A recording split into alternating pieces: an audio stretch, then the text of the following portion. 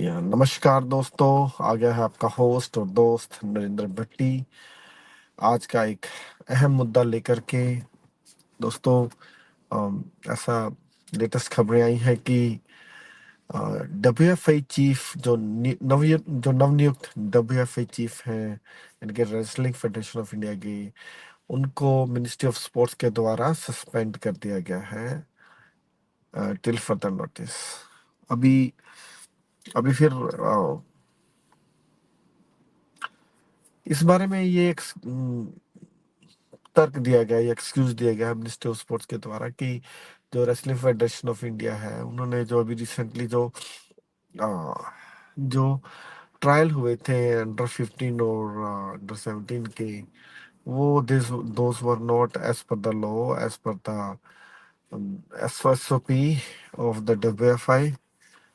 तो इस सब को लेकर के वो कह रहे हैं, बता रहे हैं कि उन्होंने सस्पेंड कर दिया है। पर मुझे लगता है कि ये सिर्फ एक एक्सक्यूज है। असल कारण ये है कि मुझे लगता है कि जैसे कि हम सब जानते हैं कि बजरंग पुनिया, विनेश फोगाट और इन सब बच्चों ने, जब हमारे पहलवान हैं, हमारे देश के प्रतिष्ठित पहलवान जिन्होंने के ओलंपिक्स में हमारे लिए कितने ही पदक जीते हैं, उनके साथ ऐसा लगता है कि बेइंसाफी हुई है।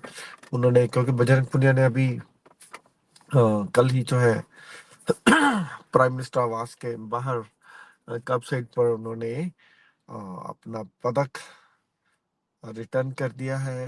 एक लेटर लिखा है, काफी इमोशनल लेटर लिखा है प्राइम मिनिस्टर ऑफ इंडिया को, अपनी कंसर्न्स उन्होंने उसमें बताई हैं। तो समझ में आता है यार कि ये सिर्फ पॉलिटिक्स के लिए नहीं है, ये डेफिनेटली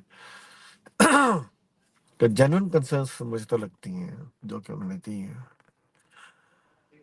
अ, तो इस वजह से लगता है कि उन सब से प्रभावित होकर के प्रधानमंत्री आवास ने मिनिस्ट्री ऑफ स्पोर्ट्स को जरूर इंस्ट्रक्शन दी होंगी कि इसके ऊपर तुरंत फर्द कार्रवाई की जाए। नए नव नियुक्त डब्ल्यूएफआई चीफ को इसी वजह से जो है सस्पेंड करवाया गया है, क्योंकि विनेश फोगाट और बजरंग पुनिया और इन सब बच्चों ने जो है अपनी कंसर्न जाहिर की थी कि वो निराश हो गए हैं अ, कि जो अ, पहल जो डब्ल्यूएफए के जो चीफ हैं, वही उन्हीं के एड जो है वो इसमें दोबारा से सिलेक्ट हो गए हैं।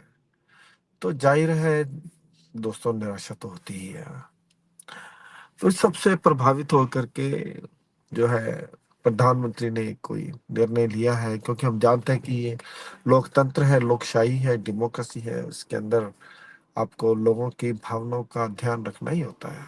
यदि नहीं रखेंगे तो जाहिर है एक वर्ग जो है वो से प्रभावित होगा अपना, खास करके यूथ जो है, और वो बहुत प्रभावित होता है इन सब चीज़ों के, इमोशनल होता है।